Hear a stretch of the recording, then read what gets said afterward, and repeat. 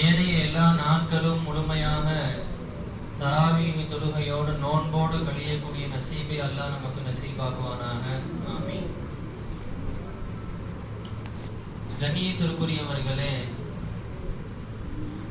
இன்றைக்கு ஓதப்பட்ட குர்ஆனினுடைய இந்த வசனங்களில் ஒரு முக்கியமான ஒரு வசனம் அல்லாஹ் சொல்லுகிறான், கௌலுன் மஅரூஃபுன் வ மக்ஃபிரத்துன் கைரும் மின் சதகத்தின் யத்பஉஹா அதா. நம்முடைய பேச்சு எப்படி இருக்க வேண்டும் என்று அல்லாஹ் தஆலா கற்றுத் தருகிறார்.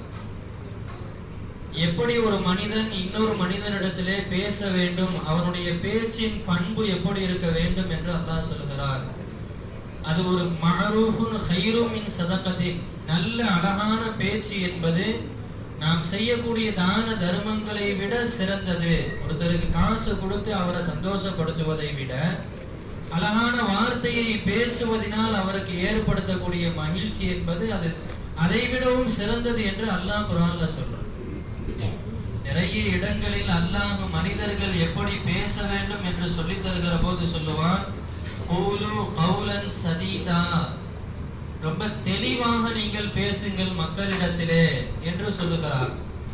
கௌலன் லையினன், ரொம்ப எளிமையாக ரொம்ப லையினாக நீங்கள் பேசுங்கள், கடினமாக பேச வேண்டாம் என்று அல்லாஹ் தஆலா சொல்லி காட்டுகிறார். ஒரு இடத்தில் வகுதுல் மின் சௌதிக, உங்களுடைய சத்தங்களை தாழ்த்தி கொள்ளுங்கள் என்று அல்லாஹ் தஆலா சொல்லுகிறார். இப்படி குர்ஆன் முழுக்க ஒரு மனிதன் அவனுடைய பேச்சு தன்மை எப்படி இருக்க வேண்டும் என்று அல்லாஹ் நிறைய இடங்கள்ல சொல்லி காட்டுகிறான்.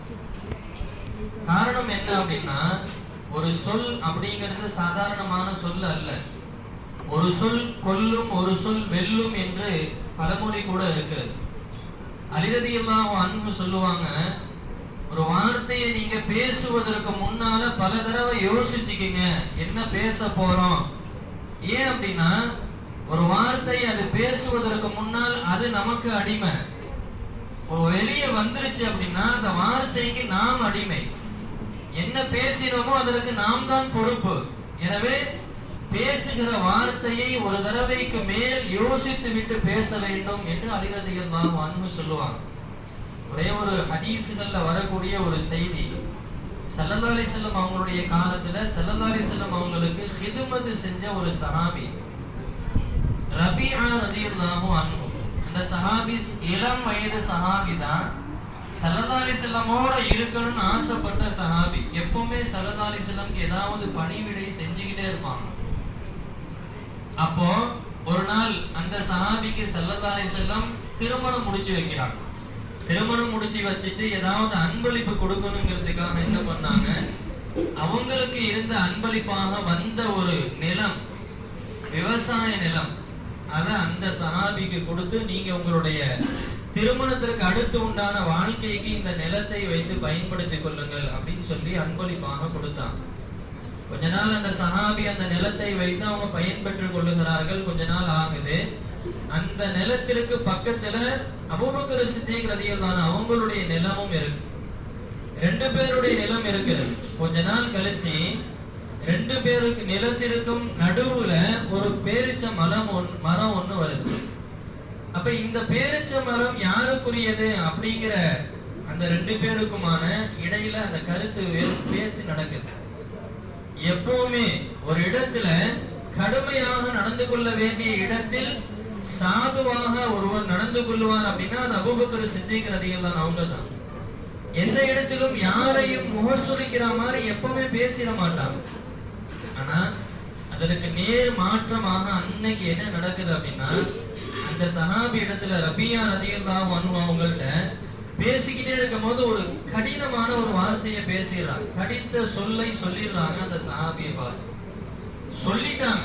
ஆனா சொன்ன பின்னாடி தான் யோசிக்கிறாங்க, தவறா ஏதோ கடினமா பேசிட்டோமே, அத அவரை காயப்படுத்தி இருக்கிறோமே அப்படின்னு என்ன செஞ்சாங்க, யோசிச்சு அந்த சஹாபி இடத்துல திரும்ப நீங்க நான் பேசின மாதிரி என்ன பேசிடுங்க அப்படின்னு சொல்றாங்க.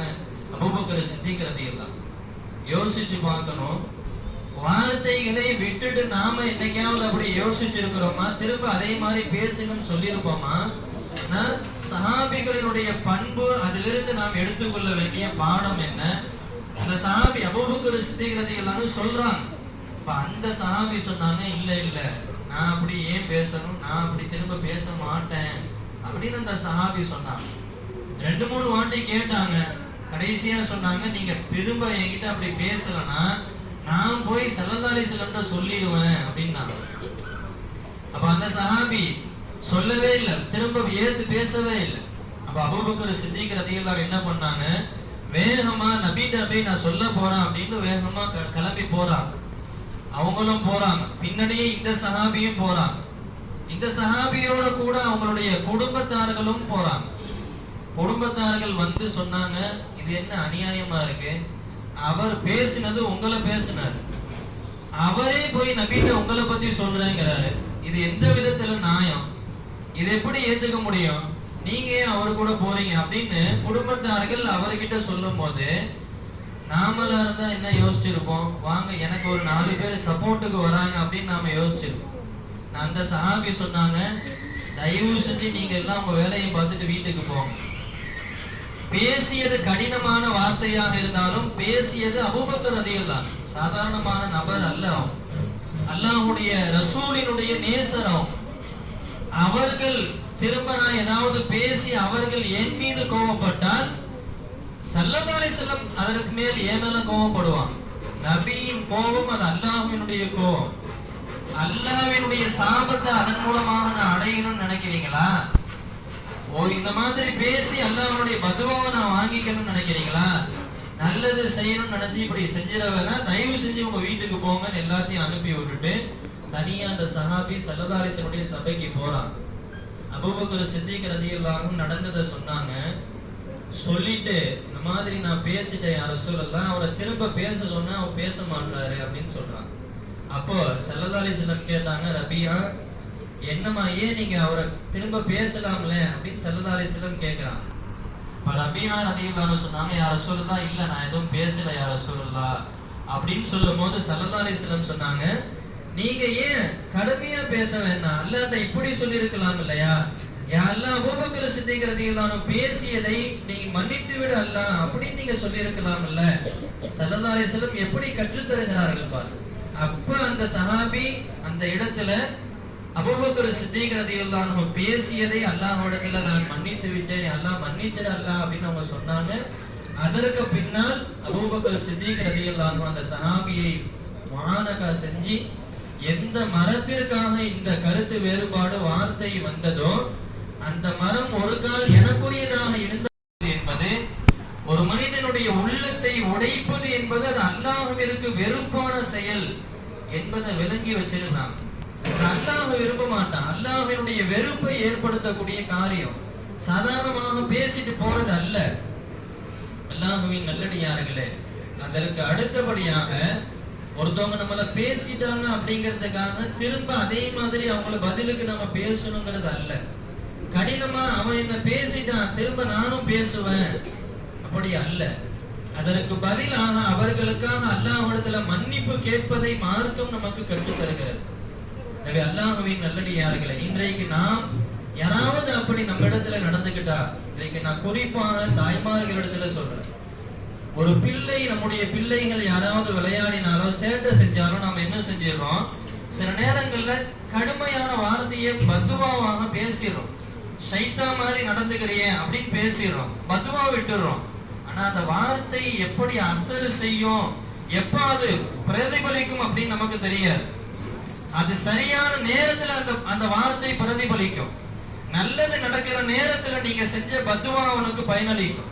அல்லாஹ் அதை விட்டும் நம்மளை பாதுகாக்கும்.